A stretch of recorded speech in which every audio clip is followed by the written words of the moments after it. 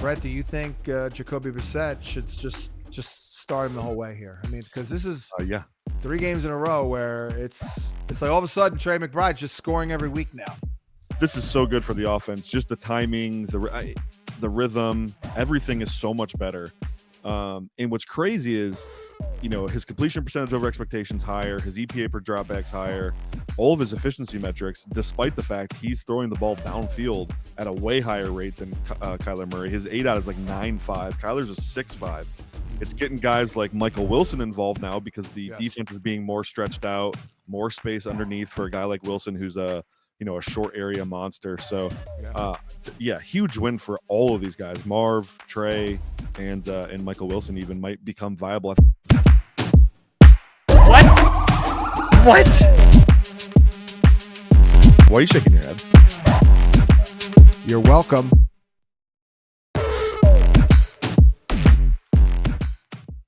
What is going on? Welcome to the Week 10 edition of Matchup Points here at fantasypoints.com. I'm John Hansen. Graham Barfield, Brett Whitefield, ready to rock and roll. Let's dive right into it. 14 games on the slate here, kicking off with the Raiders at the Broncos. And Brett, back to you, Mr. Bo Nix. I did a quick look, and my man still not that good against zone. Per the calculation, it's 108% less effective fantasy points per round against zone, which you'll see a lot of. But I know you think the matchup is pretty decent here for Mr. Nix. Well, the Raiders stink, so that helps. But also the Raiders do, especially lately, like look at their last 4 games. They're just sitting back and just shell coverage too high, a lot of quarters, match, cover 2. And I think we've seen Nix at his best when teams play too high because they like to hit these quick throws, shallow crossers, screens, slants, quick game, RPO stuff. That's when he's been at his best. And so it's like he needs that to get the confidence to throw downfield. So I like it for that reason, man. I think Nix, he'll get in rhythm quickly in this game because he's not going to get tormented a lot. And then, then the soft coverages will allow him to stack up completions. Really like Troy Franklin in this one. He seems to be the guy on the underneath receiver when they're playing these shell coverages. And I think the Raiders will go out of the way to take Cortland Sutton out. I almost said Sutton Cortland. But I definitely like this matchup for Nix and for Franklin. Seems like teams are trying to take Cortland Sutton out a little bit here. They are. He's getting a lot of extra attention. That was 2 weeks ago. I was in on his prop, and it was the Cowboys. Same. And they took him out. They tried to. Yeah. But he got it at the very last second. You too, Graham? You were in on that? Yeah, he had a drop in that game too. I almost lost it. He had like a 20-yard touchdown. Yeah. Yep. I'm with you. Franklin's kind of breaking out here. 20% of the targets in 3 straight games. I'm not ready to call it like he's their wide receiver 1 by any means. Sutton's had some tougher matchups too, but yeah, Franklin's definitely trending up, and this matchup is really good for him. And Dobbins will get the ball. I mean, the Raiders have been decent against the run, but we should get probably 17, 18 carries because RJ Harvey, Graham, he's not moved the needle, even though he's got 4 tutties the last 2 games, but the snaps and all that, it's still pretty underwhelming, right? Yep. Yeah, we were on this last week. I will say it was a little tighter last week between Dobbins and Harvey, but I mean, Dobbins still clearly their lead ball carrier. And like you were saying, I mean, they're just huge home favorites here. You should easily have, 80 yards from scrimmage and probably a touchdown in this spot. This is only the 11th highest total on the board, so I'm not expecting a bonanza here at 42.5. But I will say, Brett, back to you, like Denver plays the most man in the league. Mm-hmm. That should be simplify things a little bit for Geno, who's decent against man. And I say just throw Brock Bowers 13 balls against man. Yeah, I mean, there's some truth to that for sure. I do think, Bowers to really get going needs a little bit of space. He needs the catch and run opportunities. Man's going to make that a little tougher on him. And I also just think the Broncos have the personnel to match Bowers. Talanoa Hufanga is probably playing the best, box safety in the league right now. Dre Greenlaw's back. He's awesome. So, I'm not saying you take Brock Bowers out of the game, and obviously you're playing him if you have him. I'm not saying anything like that, but maybe, third, whatever stat line he had last game is probably not going to happen in this one. Yeah, no, Graham, no, Jacoby Myers is going to make things a little more difficult here. The receiving core is going to be thinned out and all that. But any thoughts on Genty here? Like the receiving prop is somewhat intriguing. I'm not sure I totally trust Genty in the passing attack, but tougher spot overall. I like that read. Genty's coming off a 90% snap share last week, highest of his season coming out of the bye. So, they're just fully committing to him as a bell cow. Makes sense. Jacoby Myers is gone. Trey Tucker's just kind of been meh. I hear Brett on the matchup for Bowers, but I mean, the dude is just like getting the ball at an absurd rate. He's run, I think, 45 routes against man coverage this year, gotten 14 targets on those routes. I have no trust in Geno Smith. I think this pass rush is going to absolutely eat him alive. But yeah, Bowers is, I think a lock for double-digit targets in this game. Yeah. Not going to venture into the Deontay Thornton. Tyler Lockett is on a Raiders now, I see. We're not going there. So let's move on to Atlanta at Indy. And we have a pretty decent total here, fourth highest on the board. So that's good. 49.5, 48.5. Their running game, though, Brett, are you concerned here? Like, if you really look at it, Bijan's had only 2 good running games all year. I think I said it last week or the week before. Yeah, he's a big play. I hate the term merchant because we overuse it, but he's been a big play merchant. That's part of Bijan. That's who he is. You definitely get that with him. But like the runs outside of the big plays have been not great. Gosh, I think I waxed poetic. I think it was the show last week. The pistol run scheme they have is so frustrating to watch. They have no mismatch opportunities in that run game. They're not getting favorable box counts, and they're just running into a buzzsaw over and over. And it's really unfortunate because they're wasting Chris Lindstrom and Matthew Bergeron are probably the best guard duo in the NFL. So it's very frustrating to me. How much of it is not enough getting Tyler Algier on those downhill runs to give a different look? Yeah, you could go, the two-headed approach to kind of soften the defense and then hit those outside runs with Bijan for sure. That might work, but ultimately, we know from like droves of data that the pistol run scheme just does not work in the NFL. This is not college football. The only team who's ever done it at a relatively high level is Baltimore, and that's Lamar Jackson and Derrick Henry. It's not the same thing. So, it's really frustrating, man. Graham, the Colts trade for Sauce Gardner. I don't think they'll travel him. I guess maybe they could. I don't know. I don't know if Brett has any thoughts there, but they were a little weak against the pass, and they'd had Charvarius Ward, but at the end of the day, like Drake London is. I know you're not a big Drake London guy, but you gotta love this role here. I mean, you want to talk about an alpha. Yeah, I think they do probably travel Sauce with him. I mean, why else would you kit Sauce? He might be on like a limited snap count, just trying to like learn the defense. He's also iffy to play, by the way.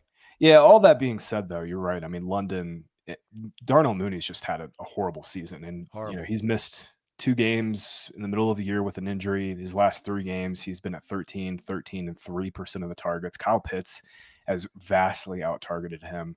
That's my one angle in this game is like if Sauce does kind of slow London down, I do think it's a good spot for Pitts. Yeah. Overall, Colts have been just okay against tight ends this season. I'm probably going to bump up Kyle Pitts just a little bit. John, this is one of the worst tight end weeks I can remember. Oh, boy. It's so bad this week at tight end. I love Pitts this week. I touted him on your show, John. Nice. Yeah. I'm playing all 3 of his props over his receiving yards, over his longest reception, over his receptions total. Indy, the last 5 games, have given up 8.6 receptions and 101 yards per game to tight end. They've been annihilated by Trey McBride, Aronde Gadsden, and Albert Oben-Guacam. So I don't think they can stop tight end. Zaire Franklin and the other linebacker's name is slipping my mind right now, but they're more downhill run fit guys. They are not cover linebackers, and I think that's the spot to exploit this defense. Is that Pratt? Yes, thank you. Came over with Lou from Cincinnati. Yep. Yeah. And I didn't have the guts to take Jonathan Taylor under last week, but I did kind of like that one. But this does look like, Graham, another great schematic here for Alec Pierce and Tyler Warren.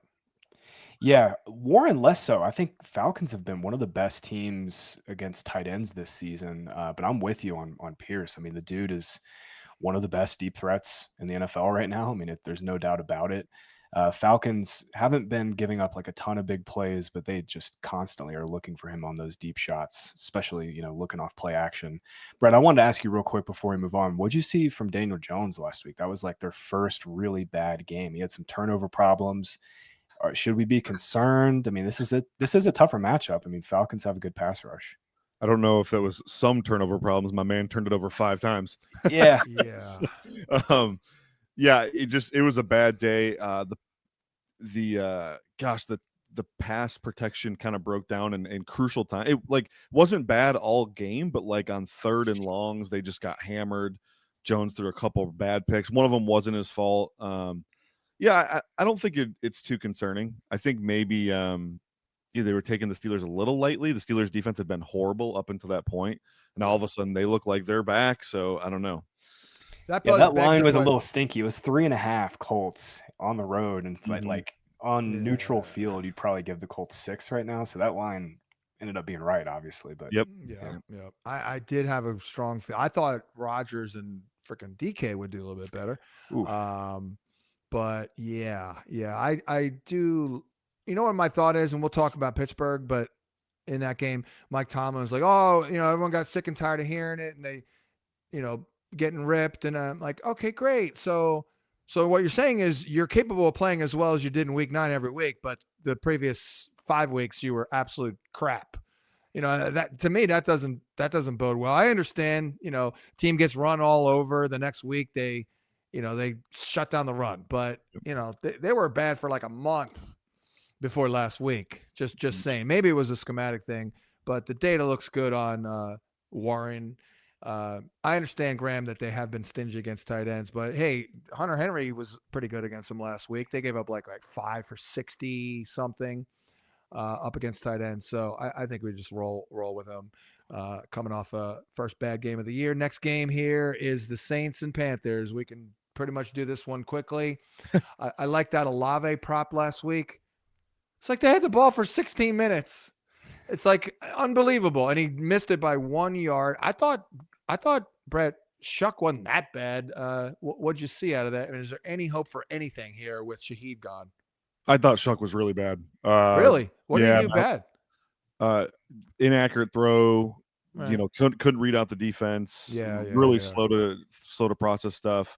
Kind of looked feet stuck in cement too when he got under pressure. Right. I know he's a tall guy, but wasn't really. It definitely was worse than anything Rattler's done this year by far. It was his first start though, so I mean, that's not hard to grade it. They just never had the ball. Yeah, it seemed like he threw relatively decent balls, but I didn't study it like you did. Well, he's got legit arm talent, so when he's pushing the ball downfield, that's gonna look pretty. Right. Yeah. There were a couple plays that looked pretty good.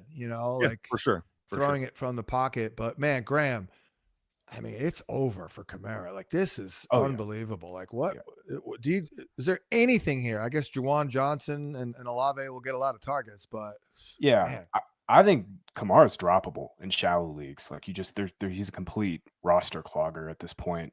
I've been saying it for a couple weeks now. I think they'll get Devin Neal some more looks as the season goes on, and that's kind of been the case. Last 2 weeks, he's been at 40% of the snaps. Yeah, I'm kind of out on Saints until we see something from Tyler Shuck. To Brett's point, he's had a 25% off-target throw rate. 1 out of every 4 throws he's had has been off-target. Not great. I'm a little bullish on Juwan Johnson this week and rest of season. It's just a really, really good matchup. We were just talking through a good matchup for Kyle Pitts. I think this is arguably an even better one here for Juwan Johnson. I just don't know how much it matters because of Shuck, but Panthers are giving up the 2nd most yards per target, 7th most yards per game. to opposing tight ends. So I do like Johnson, but my confidence level is not super high. We were just talking about it though. I mean, this is a really rough tight end slate, and Johnson's like tight end 6, tight end 7. So I mean, look, it gives you an idea how bad it is. It is a good call. I mean, Juwan Johnson is a former wide receiver. Like, so to me, like he is their second wide receiver. I mean, they're not throwing it to Devon Vele and Brandon Cooks. That's for sure. Not little Cooks, but yeah, Vele, I haven't seen in a month. I'll be honest. I don't think I've seen him in like 3 I weeks. literally forgot he was on the team until I was rewatching one of their games a couple weeks ago, and he got a target, and I was like, I completely forgot about that trade. What a horrible trade. 4th round pick for him. Wow. And it's the same thing that they just got for Shaheed. Just so silly. Yeah, that's dumb.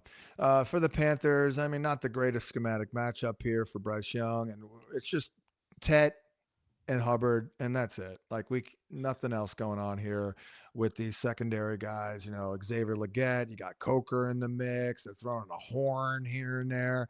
Did you say Hubbard and mean Dowdle? Other than Tet and Dowdle. Oh, okay, gotcha. Yeah. Chris West loves Dowdle this week. I'm not as bullish, but I figured I'd at least say that. He's projecting him for like 116 yards. Well, he's been pretty damn good on those projections. Oh yeah, he's dang good. I mean, this is one I'll easily take the L on if he's right. But I mean, I'm going to play the prop just because Chris is going to be 30 yards over Dowdle's market or more even. So, well, it's just the spread, and we were just talking through the Saints. I mean, we're not super confident in this offense. Yeah. You know, 6-point favorite.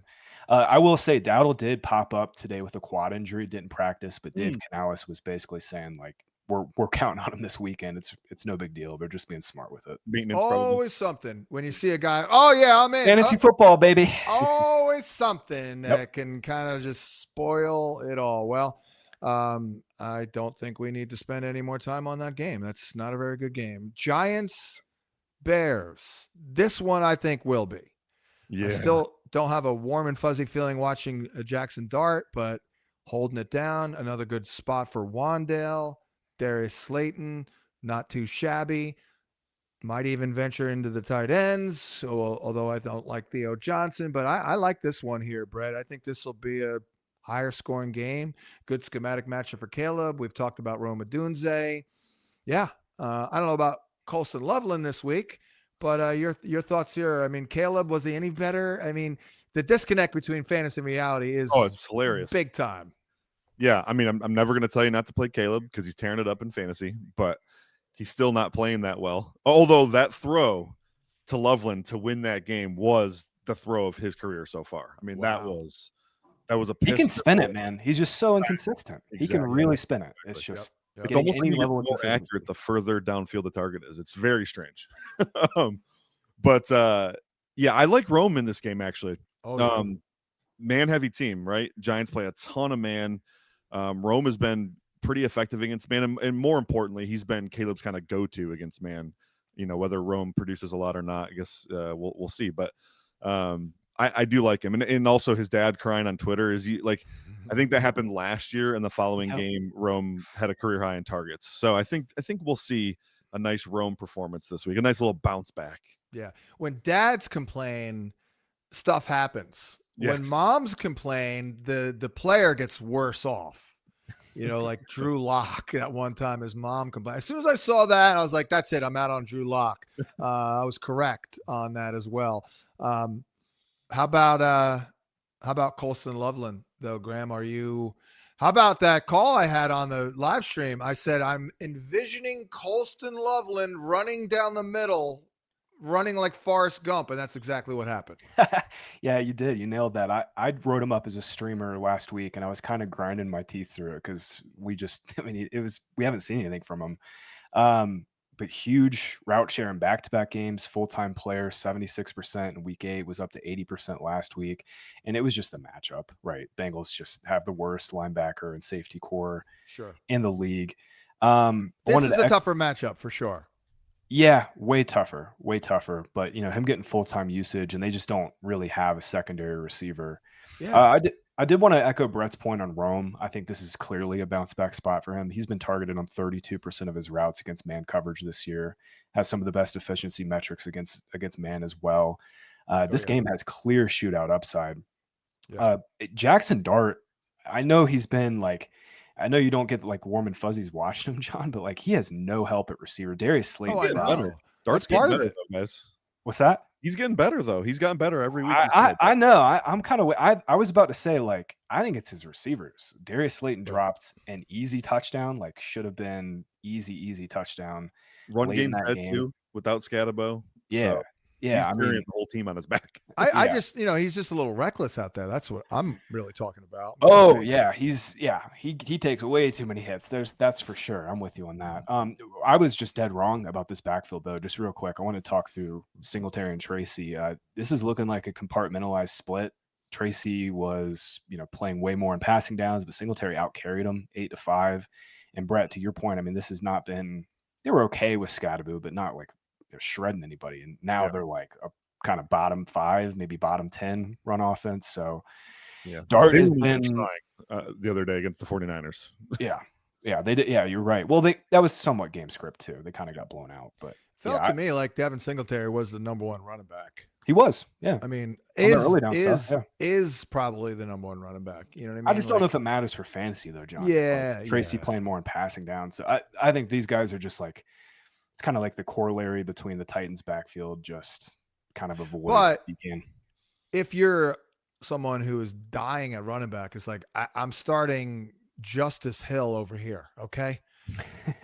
Then you're like, hey, thank God I'll get Singletary, spoiler alert, I bid him up on our fantasy points. I don't know. Waivers ran. Let's see if I got him. Cause I don't even know why, but I don't really do a lot of waiver wiring, but I mean, he is going to be getting 10 plus opportunities. I do think so. Let's see. Did I get him? Yes, I did. For 599 fake dollars, I got him and just blew up my wad there. Jaguars at the Houston Texans, and Brett, the trade for Jacoby Myers. I don't know how to kind of wrap my head around it. Pending the Brian Thomas situation, because if Brian Thomas doesn't play, then I think, okay, then Myers will probably play for him. Otherwise, probably ideally suited in the slot. How much does this ruin what Parker Washington's been doing? I think Myers plays X for them, to be honest with you. Exactly. They had to do this. They were playing Tim Jones and Austin Trammell in the final drive of that game the other day. Wow. You cannot win football games with guys you just had to Google because you don't know who they are. I mean, so they had to go do this. I really like this move long-term for them. I think Myers is a really nice compliment to BTJ and Hunter. And in the here and now, I think Myers can obviously carve out a little bit of a role. But I think this actually probably helps Parker Washington. Washington's a very effective run after catch slot receiver. He's got a little shiftiness to his route running. Not going to beat you deep really, but from a volume standpoint, I think it's going to be nice for him. And then, they just needed a guy to take a little pressure off that. So Myers can go win on the boundary, and Washington should be their go-to guy underneath. So I wrote that Parker Washington is the only man brave enough to catch hospital balls over the middle from Trevor Lawrence. That's right. And Graham, that seems to be pretty accurate. Rough matchup here. You see anything? ETN looked pretty good last week. I thought that was the best game ETN's played in a couple of years. He was running running very hard through contact, and that's something that ETN typically doesn't do. I mean, he forced a ton of missed tackles in that game. Unless he gets hurt, I was kind of hoping we'd see a little more Tootin coming out of the bye, but I think unless he gets hurt, it's just clearly his job. Yeah. I'm with Brett, by the way, on Jacoby. I think Parker Washington, until Travis Hunter, or if Travis Hunter is able to come back this year, I think Parker Washington will be their starting slot receiver for the rest of the season. He's just been good, like low-end wide receiver 3 in fantasy in his games where he's played more than like 80% of the snaps over the last 2 years. And, the opportunity's there. No Brenton Strange. Hunter Long has been an absolute nothing at tight end. So really the middle of the field is all Parker Washington. This game is going to be a disaster for fantasy. I think the total's 38. Yeah. CJ Stroud's probably going to miss this game. He's in concussion protocol. Yep. At this version of CJ Stroud, I don't think is like a huge downgrade from him to Davis Mills, but still, I mean, Jags are really beat up at receiver, and Texans have just struggled now for 2 years. Stroud was literally just ruled out while we're recording this. Oh, there you go. Yeah. That's an early rule out too, by the way, for early on in the day on Wednesday. Yeah. Does that preclude you from rolling with Nico, Brett? I mean, I Davis Mills is I think he's probably one of the better backups in the league. Yeah, he probably is. You're probably not wrong. I don't know that the drop off from Stroud to Mills is actually that crazy. Well, with the way Stroud's been playing, lately. Right. Yeah, I'm probably not too scared. There's not really a scheme that can stop Nico. Nico's a monster, so right. He just needs the volume. So we'll see. And Graham, like, they really consolidated things with Nico and Christian Kirk back. So I guess we'll just put those rookies on pause for now. Yeah, they just refuse to play him, and I don't really understand why, especially with Jalen Noel. It doesn't really make a whole lot of sense to me, but I'm still starting Nico as like a really good wide receiver too. Got 28% of the targets last week. He's been above a 20% target share in basically every game except for one over the last 6. So yeah, you're firing up Nico. Jags have been terrible in the secondary this season. I like Schultz. Sorry, not to cut you off, Graham. I just wanted to get it out before I forgot to say it. I really like Schultz this week. The Jags have been kind of getting nuked by tight ends lately. They're giving up. If you look at our schedule adjusted fantasy points per game allowed tool on the site, I mean, the Jags are the second worst defense against tight ends the last 5 games. So some of that is Devin Lloyd's absence. I was just about to say, Lloyd's still missing. Hey, Dalton Schultz is 8th in the league in targets and catches right now. As I've been saying, he's on pace for 90 grabs. Like you were saying, everybody forgot about him, and he's still out there. He's been good for tight end premium leagues. Oh, I know. I ranked him 100 places over his ADP on our 100. That means no one cared at all about Dalton Schultz. I've had to start him in a couple flex spots in tight end premium leagues, so it's been all right. Yeah, no question about it. Let's ignore the Texan backfield and head on over because it's a wasteland. Let's head on over to Buffalo at Miami. James Cook, Brett, popped up on the injury report with an ankle. I mean, would you argue? I would, that James Cook has been the identity of the Bills offense. Oh, yeah. Yep. I do a podcast with the biggest Bills analyst out there, Joe Marino, and he's been saying this since last year, actually. So, wow. Okay. Yeah. James Cook is, I mean, they don't have any perimeter receivers that can win. No. And so it literally is Josh Allen's legs and James Cook's legs, and that is the whole offense. It's unbelievable. Yeah. And their running game is just so good. I mean, it's Cook, it's the blocking, the continuity, everything is just, it's almost unstoppable. Yeah. Spencer Brown, their right tackle, is making a case to be, Lane's fallen off a little bit, and Panay is probably the number 1. I think Spencer Brown's making a case he's the second best right tackle in the league right now. He's been fantastic. And a lot of those runs from Cook are on the right side. Yeah, I mean, it's just Brown literally baptizing people. I mean, it's fantastic. Totally. Yeah, it really is. I still would roll with my guy, Shakir. And Dalton Kincaid, Graham, is, I mean, I lost a prop on him 2 weeks ago when he got one freaking catch, but it was a 24-yarder. But other than that, he's been damn good. He has been, yeah. And that game was weird. They just steamrolled the Panthers. They brought out their blocking tight end Hawes. So I think this is a clear spot for Kincaid as well. It's just, how long does Miami keep this game, somewhat close? We've been picking on Miami for tight ends all season. Kincaid had a good game against them on that Thursday night game a couple weeks ago, giving up the 5th most yards per game. Again, we got to see Tua and Waddle kind of keep this game close. Maybe they can keep it within a touchdown. I just want to say James Cook is like having a Derrick Henry type season in wins. He is averaging like over 25 PPR points per game. And in their losses, he's been under 10 points in both. That's literally only Derrick Henry has this type of spread. They do not throw to him. I don't really understand why they don't throw to him. They should, like, a couple screens would work, especially because to Brett's point, they don't have any perimeter receivers. But hey, whatever what they're doing in the ground game, it doesn't really matter for fantasy. And this is just a clear eruption spot. I'm going to be jamming Cook in all of my DFS lineups this week. Per Joe, it's just load management for him. You think so? Ty Johnson's, that's what he said. Ty Johnson's a fantastic. They just gave him 27 carries though. Like, I know, but it's like, hey, we can take this part of the game off of his shoulders and just have. That's fair. I think in the playoffs they'll throw to him all the time. Right. Any interest in Greg Dulcich, Brett? I mean, he's very athletic, runs like a deer, looked good last week. Darren Waller came out of nowhere and produced. Maybe Josh or Mike McDaniel has a tight end friendly offense. Maybe Tua needs a big body receiver to throw to over the middle. Any thoughts there? last time I made a bold claim on Greg Dulcich, it was in the preseason, and I said this guy's going to end up the Giants tight end 1, and then he got cut the next day. So I'm not going to say anything about Dulcich. He might be one of these Cali guys that's just a little too loose, you know what I mean? But I love Greg Dulcich. When I interviewed him, he was walking up to me, and the first thing I told him, I was like, dude, you look just like Jesus. And he started laughing his ass off. I'm like, I love this guy.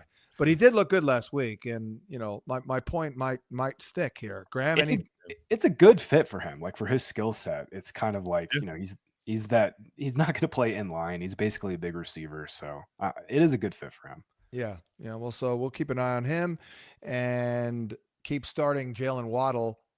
He did pretty well in that game, I believe, last time out. And Tua wasn't that bad in the game. So Tua's hanging in there. So I think they can put up a little bit of a fight. I'm sure Buffalo will pull away. Let's move on. Well, this is a big one. The Ravens up against the Vikings. And Brett, you know, how shocked were you that JJ led the Vikings to a win over the Lions? I mean, got to be a massive confidence booster. I'm not that shocked because of the man coverage and Justin Jefferson, but long way to go, but that was a pretty darn good overall showing, I thought. Yeah, he played really well. He took advantage of the mistakes the Lions were making, which was mostly like their Lions defense actually played really good in that game, but the Vikings had 4 scoring drives of 30 yards or less because it was all short fields. That game was so field weird. Goal. A return, and the Vikings had another return that was called back that should have been a touchdown. So, I mean, Lions literally went out of their way to lose that game. I'm not taking anything away from JJ, though. He did play good and took it, like I said, in those 4 short fields, he scored on all 4 of them. So you did what you needed to do, and bam, you won the game. I mean, look, at the end of the day, it was just so obvious that the protection was better. And yeah, protection was fantastic. The tackles played good. Donovan Jackson back helps a ton. He's a stud. He literally shut down Aleem McNeil, who's one of the better 3 techs in the league. I love that guy. JJ had a throw. It was like a deep out to Jefferson that I think he released it 3 steps into Jefferson's route, and it was a piss missile. I mean, it was one of the best throws I've seen from JJ. And then the throw he had to seal the game was at 3rd and 4 to Naylor, that like slot fade he hit to Naylor. Awesome. I mean, just the balls to even try that throw. Awesome. The confidence. And he put it on him in the perfect place. Yeah. DB had no chance of getting to the ball. Now he could have obviously played through the hands and broke it up maybe, but there was no chance of an interception there. It was a really good throw. So, yeah. Do you see enough? I know it's only a 3-game sample, so we need to see more, but like I like to see a little bit more touch, timing plays. You know what I mean? Like not throwing 80-mile-an-hour fastballs at everybody. That Naylor throw had some touch, right? And then I think the touchdown to Jefferson had some touch too. Everything else though was a fastball. You're right. The Aaron Jones touchdown week 1 was probably the best example of the year. I thought the wheel route. Yeah, that was great. Yeah. What do you think of this matchup here? I mean, the Ravens do play a lot of man. I think they're kind of ripe for the picking. Yeah, for sure. I mean, their defense is bad. You know, the Bears. Oh no, sorry, not the Bears. Who did? Was it the Bears that lit them up? The Bears did. Bears had a bunch of yards. They only scored 16 points, though. The thing with the Ravens is they just have no pass rush, and so that's big. You know, if they can protect for JJ, I think that's going to help him a ton. I mean, it's true for every quarterback, but even more so for the youngster. Oh, 100%. And Graham, you know, I guess we'll see about Aaron Jones, but you know, they could have a nice little diverse rushing attack. They get everything clicking here: protection, health up front. You know, staying ahead of the down, working in Jones and Mason. I think it could be a pretty diverse rushing attack. Yeah, I'm with you. And Trent Williams is the most important left tackle in football, but I think Christian Darrisaw might be the second most. I mean, 100%. He's played 3 games this year with 100% of the snaps. He's just been dealing with this knee injury, and he's a game changer for them. They really did a good job against. We were talking about this last week. Lions pass rush is really good. They're up to 2nd pressure rate force. So getting Darrisaw back in the mix is huge here.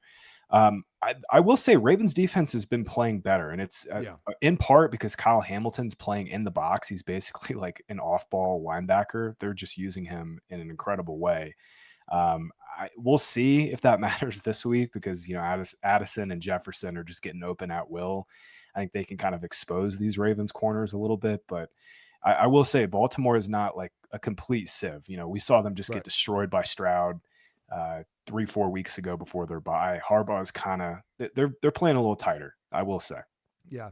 What about Lamar and the Ravens here? I mean, this is Vikings stopping the run a little bit better these days, Brett. I mean, they kind of did a number on the Lions. I know that they had some O-line injuries and they're out of their flow, but Lamar's been a little iffy. Like, the body language doesn't look great. I mean, I don't know, man. This is a tough one. I could see the Vikings kind of swarming Lamar, but then again, I could also see the Vikings being the Vikings. And when they face marquee players, they usually get beat by them. Any thoughts? I mean, typically I would say blitz Lamar at your own risk. I mean, that's right. He breaks through that blitz, that's game over for you. So it's going to be a really fun, X's and O's matchup between Flores and Lamar.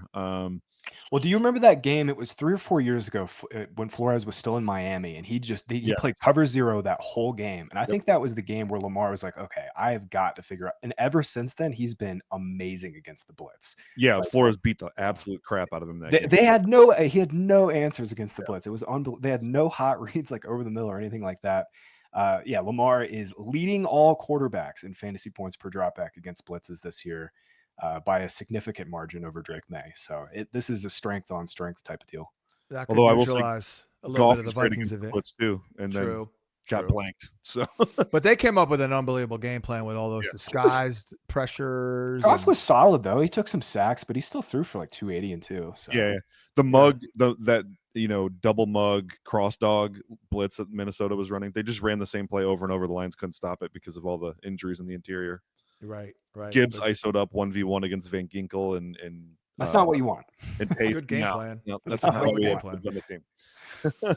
I don't know who schematically is going to look great against the Vikings, because no one here is that great against too high for the Ravens. Graham, any thoughts there? Zay Flowers, Mark Andrews. I mean, my gut feeling is it might be a likely game. It's likely in Andrews, I think. I agree with Brett. I think this is another good tight end game. Brett, we were on this last week with Ravens tight ends, and freaking Charlie Kohler scores. Isaiah Likely had 60 yards. Andrews caught 2 balls for 2 touchdowns. I think this is kind of a similar spot. This is the way the Ravens have been playing too. Like, obviously they hit Zay on some quick hitters, but they're kind of over the middle answers this year with Lamar have been the tight ends. Yep. Let's go to Cleveland at the Jets. The Jets do make some moves. They let Quinnen Williams go and Sauce Gardner, which might give the Browns a little bit of a chance here. I don't know, Graham, about Quinshon Judkins, but in status wise today, but if he goes, I think we're going to get a lot of volume here. And I think that's about it for the Jets. I think Garrett Wilson for sure, maybe not Mason Taylor, but your thoughts on Judkins? I think it's a buy low. I know it's a small window, but it's been a little while since he's produced, and I like his matchups like this one. Yeah, I think the biggest winner from the trade fallout is not Rashid Shaheed. It's not Jacoby Myers. It's literally anybody that's playing the Jets for the rest of the season. I mean, this defense was already pretty bad with Williams and Sauce, and now you take away their 2 best players. Browns are now 2.5-point favorites on the road in New York. I'm with you. This is like hammer time for Quinshon Judkins. I think he's back in practice. I saw today. The shoulder injury seems like it's a minor thing. Right. Jets are already giving up the 8th most yards per game on the ground. So this is just like tee up Quinshon Judkins in every lineup, I think. Yep. And then, the Jets may not have a ton of success running the ball against this tough team. Yep. Got to think this is an over the catch total prop for Garrett Wilson, assuming Garrett Wilson goes, and we're good to go. Anything stand out to you, Brett, in this game? Yeah, I know you said maybe not a Mason Taylor game, but I actually do like Mason Taylor in this game.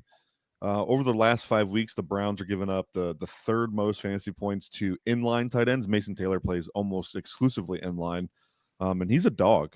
He's kind of slowly coming on. I know it's tough to trust Justin Fields with anybody, but if there's going to be a 2 in this lineup, it's going to be Mason Taylor this week. I only said what I said because it was early in the career, but he's been a zone guy, not a man guy. He does well against zone. That's a field stat right there. I've been looking into that all year. For sure. I've been looking at that all year, and it's made me scratch my head too. But that is 100% a field stat. I guess it's just like Roma Dunze and Yeah, Caleb Williams. a little bit. Let's see here. I think we can move on. I think we're good. Any interest in the Browns wide receivers? No, right? I mean, we got to see something from Jerry Jeudy. No, they're going to Maybe get Cedric Bonds? Tillman back too. I think Tillman's coming back, so Right. I would not be surprised if Tillman outscored Judy for the rest of the year. What about Bonds? Yeah, Bond's just been, not really involved in this offense, right? Ever since Dylan Gabriel took over, he's just throwing all short to the tight ends, outside the numbers. Little Short. thrash in there too, just to mix it up just a little bit more. So I don't feel anything. It's like, to me, it's all tight ends until proven otherwise there. I agree. Yeah. With Dylan Gabriel. New England Patriots at the Tampa Bay Buccaneers. Been going over totals, not for every game. This one a little underwhelming, but hey, 48.5 is not too shabby. That's the sixth highest total on the board. But Brett, I mean, where are we with Tampa's offense? They've been on a struggle bus. And I kind of look at this matchup as being similar to their matchup against Detroit 2 weeks ago when they couldn't do crap. Yeah, this total seems absurd to me. 48.5 for two really good defenses. I don't know. I don't know where the points are too high. Yeah. Yeah, I think I'm smashing the under on the total here, and I think both offenses have a chance to struggle. Yeah. Yeah, and without Bucky Irving, I feel like the Bucs are kind of in trouble here without that running game, and coupled with their wide receiver injuries. Yeah, totally agree. And Patriots are awesome against the run, anyways. Yeah. Averaging 3.59 yards per carry allowed on the season, 38% success rate, one of the best in the league. So, and then they can lock down the perimeter as well. So I don't know. I really don't know where Tampa's getting points from in this game. New England probably, I think they win probably, but yeah, I'm not sure. Yeah. Anything from you, Graham, on the Bucs offense? I mean, I say keep rolling with Tez Johnson if you need him, but this is a tough spot. That was my angle in this game. Obviously, Egbuka, coming out of the bye, he's had a week now to get this hamstring injury right. He should be, back end wide receiver one, maybe even a mid-range wide receiver one for the rest of the season. Chris Godwin is still not practicing. He's back to running apparently, but I don't think he's going to play this week. That's my angle in this game. I like Tez Johnson quite a bit. He just came off a 25% target share in the Bucs last game, easily a season high for him. Patriots have been really good on the outside this season. Christian Gonzalez back. Tez is playing more in the slot, so he's going to kind of have at least a little easier on paper matchup in this spot. I think Baker is going to have to chuck it like 40 times in this game, which helps both of their receivers. I mean, the Patriots right now, like the Seahawks, Browns, probably are the top two run defenses in the league, but Patriots are right there with them, third or fourth best at worst. This might be a game where Baker runs, although they're not that bad at defending running quarterbacks. Well, they play a lot of man, so I like that angle. Yeah, defenders have their backs turned. Baker's certainly going to take off for sure. And then Drake May, once again, it does seem like he's still making 2 or 3 brilliant plays, but it does seem like we're leveling off a little bit. Brett, with Drake May, it seemed like the offense may arguably their roughest showing to date this past week. Yeah, I would agree. I mean, Falcons are definitely the toughest defense they've probably played this season. So I think you got a good taste of a realistic approach for the Patriots offense.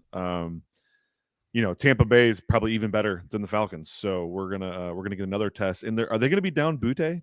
Yeah, I mean, seems probably. Like it, yeah. Okay. Yeah. So then I think you got to roll Steph here. Buccaneers, they've totally evolved what they're doing too. There's so much too high, a lot of cover 4 match. So you're gonna get Steph Diggs on that short stuff underneath. I think is good. DeMario's kind of been their man beater, although Diggs has been good against man too. So I don't know. But DeMario has been less effective against zone, where I think Diggs has been good against both. So there you go. I think you probably go play that. Yeah, I like that call. Don't know about the tight ends. I can't do it. I can't do it with these tight ends either. Yeah, can't do it. Hunter Henry actually did. I almost played a Hunter Henry under 3.5 catch prop. Thank God I didn't, because he caught 4. Let's move on to Arizona at Seattle. And Brett, do you think Jacoby Brissett should just start him the whole way here? I mean, because this is 3 games in a row where it's like all of a sudden Trey McBride's just scoring every week now. Yeah, one of our podcasts on our network in the preseason, when they brought back Brissett, I said think there's a chance this guy starts for them, not because of injury. And that's what's happened, basically. I mean, Kyler obviously hurt, but Brissett's got the job now for the rest of the year, it looks like. Actually, they put Kyler on IR as we're recording the show. So he's officially done for some time here. That's just perfect timing. After the trade deadline, couldn't get anybody to bite. Now you're putting him on IR, huh? Yeah. But no, this is so good for the offense. Just the timing, the rhythm, everything is so much better. And what's crazy is, his completion percentage over expectations higher, his EPA per dropbacks higher, all of his efficiency metrics, despite the fact he's throwing the ball downfield at a way higher rate than Kyler Murray. His 8-out is like 9.5. Kyler's a 6.5. Mm-hmm. It's getting guys like Michael Wilson involved now because the defense is being more stretched out, more space underneath for a guy like Wilson who's a short area monster. So huge win for all of these guys. Marv, Trey, and Michael Wilson even might become viable. I think Wilson's had like 4 catches in all three games Brissett's played. So every week you watch it, it's like, oh wow, Michael Wilson's alive. You could see he's like excited. Yeah, right. You could see the energy in his legs. Honestly, you could see it in Marvin Harrison Jr. seems like a really low key guy. Like, I've been watching his interviews, and he's like beaming over Jacoby Brissett. Like, he's got a swag back, bro. He looks like he's back in it for sure. And an edict was handed down, like, let's throw this guy the freaking ball. Like, he's good. We've been saying this for 2 years now. He's good. It's just Kyler cannot run an offense. If the first read's not there, Kyler's looking to run, and you can't run an offense that way. Kyler needs to end up in Miami or his career's over. Ooh, wow. he would be great with McDaniel, man. Yeah. Everything's really outside the numbers. Everything's fast. Oh my God. He would be awesome with McDaniel that's a great call. Might Brissett, though, knock down Trey McBride a little bit? I guess not with the touchdowns, but probably not as much. 4 touchdowns in 3 games. It took McBride 23 games or 22 games to get to 3 with Kyler over the last couple of years. So we probably won't have those 14 target games, but we'll score every other week. Yeah, instead of him being, like a PPR monster, now he's Rob Gronkowski. Like, true. We'll take that. That's true. Oh my God, so good, man. He is so damn good. Real quick, guys, how is Sam Darnold 12-1 in MVP odds? He should be like closer to 5 or 6-1. I think he should be right up there with Stafford. I mean, the guy is playing the best ball of his life in terms of touchdown rate, yards per pass attempt, sack rates, all better than last year. And oh, by the way, now he has Rashid Shaheed, who's one of the best deep threats in the NFL. Darnold, leads all quarterbacks. I think I was looking in the data suite, leads all quarterbacks in yards per game. I think he's second only to Drake May in completions over expectation on deep throws this year. I've been writing up Darnold as a streamer every week in my start sit article. And now he's a weekly starter at this point. He is. Yeah. I mean, he's playing so well. The only quarterback that's averaging more fantasy points per dropback against zone right now is Josh Allen. I mean, the dude is just out of his mind right now. I think right now he's about where he was with the Vikings when he was rolling, and he was a QB1. I mean, he's definitely better. I was with you last week. I think he's after that showing he just killed the Commanders. That was a Peyton Manning type performance. I mean, he crushed them. Right, for sure. John, he's the high level stuff was there last year with the Vikings. What Darnold's doing this year is he's not making the dumb plays. Right, the turnovers are down. Sacks are gone. The sacks taken. He's not taking sacks. I mean, it's. Right. The transformation's unbelievable. It's almost like hard to imagine this continuing for another 8 games or whatever, but I don't know, man. Or 9 games. One of the reasons why I'm not bragging, but I was very in on JSN this year. One of the reasons why I kept reading these quotes, and I watched Sam Darnold talking. I almost went Sam Bradford.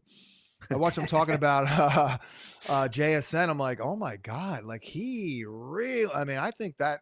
Good scheme, similar to last year, great environment, fitting in well. But, I mean, just having that stud. Now, he did have Justin Jefferson last year, but I just think there's just something there with JSN. He knew this was going to happen. Good tight end tandem that I like. Yeah, I mean, it's going really well, to the point where they don't even need Cooper Kupp, quite frankly.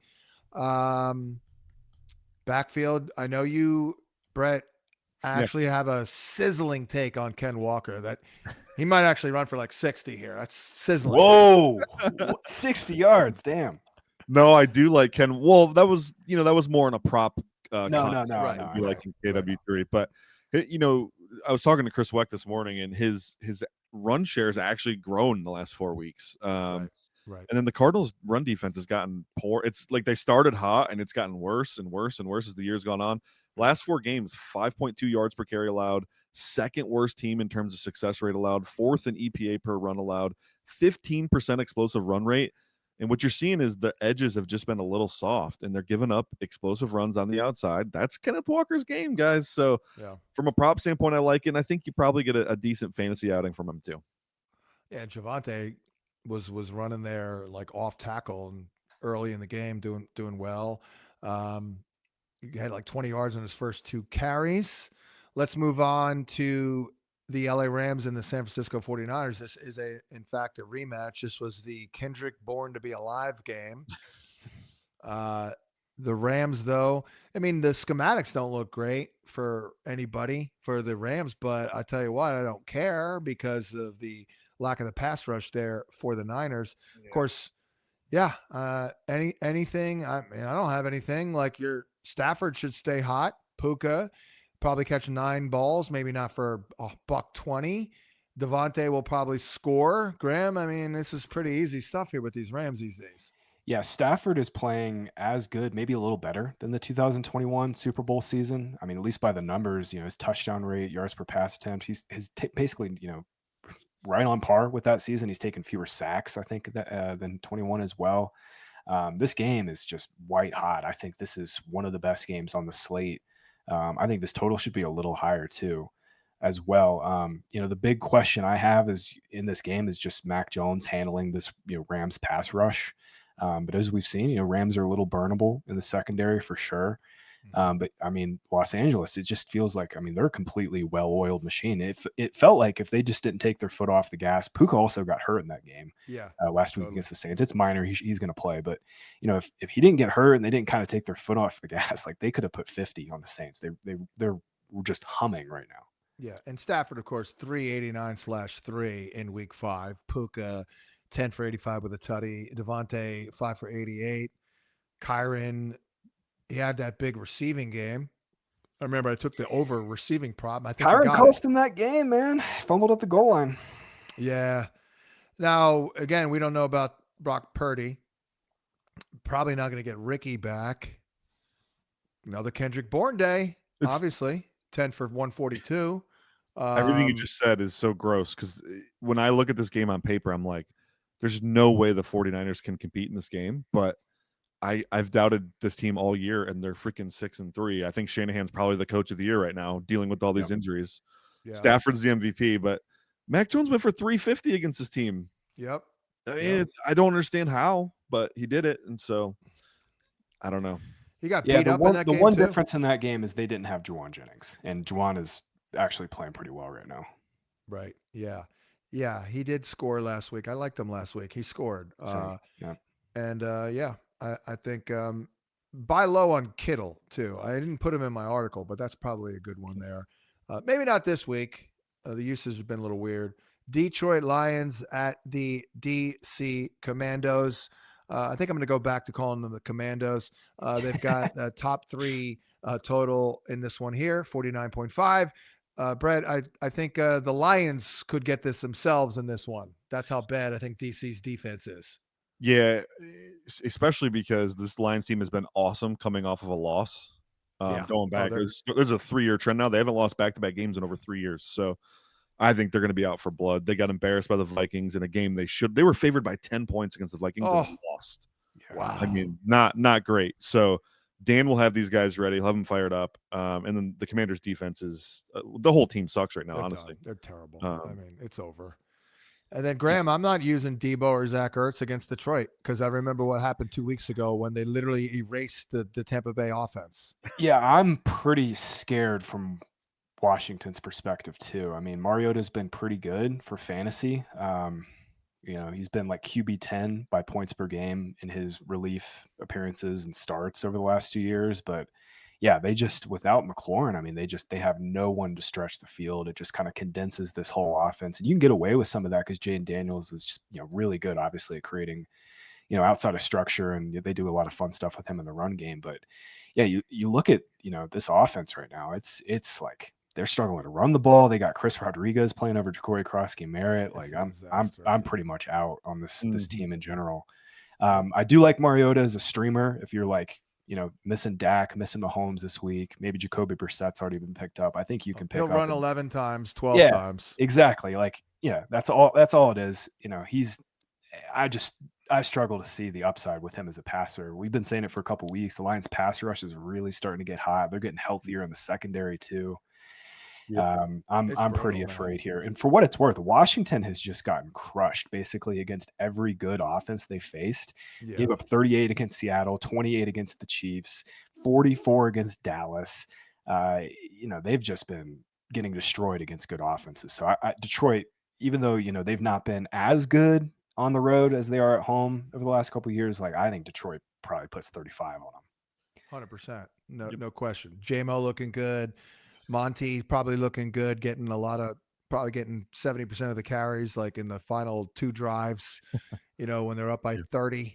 Let's go next to Pittsburgh at LA. And man, I'm still pissed off at DK Metcalf. I'm sorry, Decoy Metcalf playing like a 47-year-old man out there. I don't know what is going on, Brett. Why can the Steelers, it's just like pulling teeth to get anything downfield here? I mean, what do you see? Well, I wish I had answers for you, John. I think I noted last week Metcalf's career average depth of target on receptions is 3 yards lower this year than his entire career, and it got even lower with this game. I don't know, man. I think some of it's Arthur Smith. They're not so typically when you play 12 and 13 personnel, you're looking to exploit matchups. Right. Like this is what Seattle's doing. This is why Seattle's killing everyone. Well, the Steelers have not been able to exploit the matchups. They're not getting DK one-on-one like they want. And then the tight ends just aren't giving them enough really to make it work and stretch the field out. So I don't know, man. The running game isn't a threat, really. No, their running game. I don't remember a Steelers run offense this bad, to be honest with you. So they're just so boring. Even with Najee, it was like 3.8 yards in a cloud of dust at least. Right. Right. Exactly. Yeah, exactly. Najee can pop one off once in a while. Yeah. They don't really, Graham, this offense, man, I thought last week would be good, but, I know Rodgers was decent, but this one here was a little bit of a game changer. Like, I don't want to use anybody in Pittsburgh now. Like, period. That's it. Jalen Warren, that's it. Yeah, I was about to say Warren's still looking really good. His role has been awesome. You take away the one game where he got hurt. I mean, he's basically been, high-end bell cow. Just, they don't really play Gainwell, and obviously, Caleb Johnson's just been an afterthought. You're right, Brett. It's the same offense that Seattle runs. There's just one huge difference, and it's that DK Metcalf isn't separating, and Jackson Smith and Jigba is arguably one of the best route runners, maybe the best in the NFL right now. And that's really the big difference. I was wrong on Metcalf this year. I liked him a lot just because I thought this offense would be very consolidated around him. I know Arthur Smith gets a lot of crap, but I do think he runs like a pretty smart offense, to be honest with you, exploiting those matchups. But I think Metcalf has just lost a step. Like he is just not separating. He was always great against man coverage in Seattle. He's been terrible against man this year. And I don't think that's a Rodgers thing. I think Rodgers is playing better than he did, significantly better than he did last year. He's certainly not washed. I think it's all on Metcalf at this point, man. I really do. Yeah. Rodgers was playing at least as good as he did his final year in Green Bay, and maybe a little better. I think a little better. He was he was really tailing off those last 2 years in Green Bay. But he got a little spark when Watson joined the team and hit the lineup. But man, I totally agree. Metcalf does look like he's lost a step, and it's we know Rodgers isn't immune to throwing into tight windows either. He's not even. That's been his game his whole career. Yeah, well, DK's always had limitations too. Maybe that's part of it too. Yeah, he's already been stiff in the hips for sure. Now can't stand him. I've always been a hater of DK because it's just that one thing, running really fast in a straight line. You're incredible, But come on, like you got to, do a little bit different things, like instead of running in a straight line, throttling down all that. I've always been a hater, and I'm just mad at myself for losing a couple of damn props lately. And also, by the way, it's not a good matchup. Like Chargers have been really stingy. They've been stingy in the secondary. Yeah. Now on the other side, I don't know, Jekyll and Hyde with the Steeler offense or defense, but they do play a lot of man, which in theory, that should be good for Lad McConkey. Any thoughts, Brett, to you? Offensively, how do the Chargers attack? Because I don't know if we can do much with Kamani Vidal. He's just kind of disintegrating as an asset here. But what type of game is this? Maybe a Quentin Johnston game? Yeah, I mean, Johnson's been their best receiver against man on the season as a whole, but I do think Ladd's really trending up. Ladd's yards per route run against man now is up over 2. It was below 2 for a lot of the season. So exactly. Gadsden also a good man. I know they've used him more against zone, but he absolutely can beat man. There's no linebacker in the league covering Oronde Gadsden. So they have multiple options here, man. I think this is a relatively easy game for Herbert, even though I know the Steelers defense looked like they had a renaissance last week. The one thing that could kill this offense is the tackle situation is grim. I know they traded for Trevor Penning. I don't know that he'll be ready to go and have the whole playbook down. Right. And this is TJ Watt, Alex Highsmith, Cam Hayward. The one thing the Steelers do well, they should have just free run to do whatever they want. So they're going to need to have a nice install to pass protect here. If they get don't, that ball out. Yeah. If they don't, this could be a really low scoring game in general. Could be a lot of Keenan Allen quick hitters and Gadsden quick hitter and Lad McConkey quick hitters. Yeah, they'll be smart about it. I mean, generally speaking, they've handled their injuries way better than the Vikings have with their O-line injuries. Sure. You know, like, because Justin Herbert still had a couple of good games. Like, all right, he's not bad right now. He's got 2 backup tackles out there. Okay. Whereas the Vikings just like, forget it. Let's go to the last game. Philadelphia Eagles at Green Bay Packers. I think this could be a little bit of a struggle bus, quite frankly. The total is a little underwhelming, quite frankly. It's only the 10th highest total on the board, Graham, at 45.5. Not the greatest schematic matchup for Hurts and A.J. Brown. Could be a skinny Batman game. What do you see for Philly here? Yeah. I think the big question is, like, Eagles dealing with this pass rush. We've been saying it all year. Their corners are burnable. We'll see if A.J. Brown plays. He's dealing with that hamstring injury. If he plays, then I mean, just I would fire up Brown with some confidence this week. I know it's not been that that way this season with this offense and just kind of how things have gone and up and down it's been. But, the volume has been there for Brown every single week. Prior to the injury, I think he had 8 or more targets in every game outside of week 1. So I'm going to be firing up some Brown and Smith. I want to talk Green Bay without Tucker Kraft, man. Like, that is just an absolute gut punch of an injury. I mean, he was, obviously a huge factor in their pass game, but also in their run game too. He was really playing extremely well.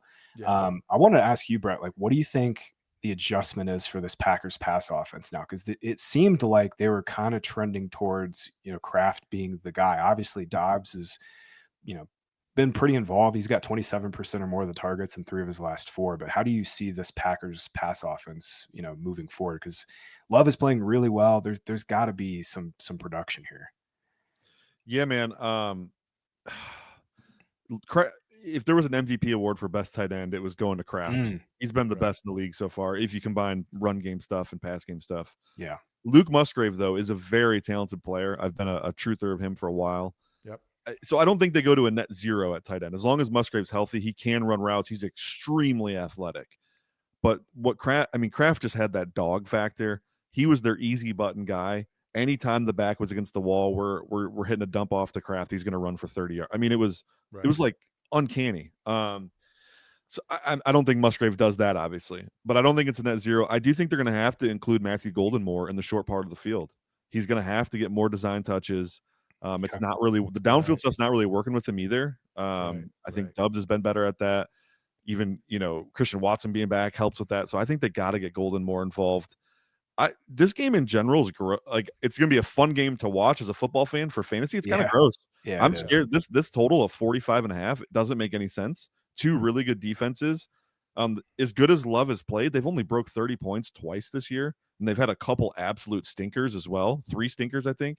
Yeah, like a 13-point showing, a 17-point showing. So I don't know where the points are coming from. And the Eagles, if they're down A.J. Brown, look out. But this Packers front with Jalen Hurts too, this is going to give Jalen Hurts nightmares. We're going to see Jalen Hurts seeing ghosts, Jalen Hurts probably, and that's not a very good. That's not great. Yeah, I think it'll be a Devontae Smith game. I noticed that we had him ranked over A.J. Brown, which is pretty big. But I think I think the key is Watson.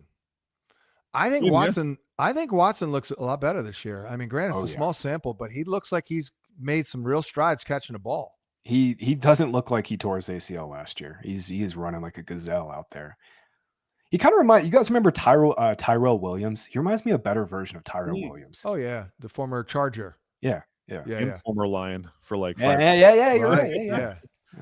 Oh, I mean, what do you think, Graham? I think I think we need to be more of a deep passing game with Musgrave and Watson. Well, Love is like, he's always been very aggressive throwing downfield. Now he's got Watson back. I will say the one note I had in this game for just like matchup perspective is the Eagles have not been super difficult against opposing outside wide receivers, giving up the 7th most yards per game. So, if you've got to play Dobbs, you got to play Watson. It's not like a death knell spot. Quinyon Mitchell's playing well, but Eagles have been a little burnable. I don't know if they travel Quinyon Mitchell here. No, he sticks to his side.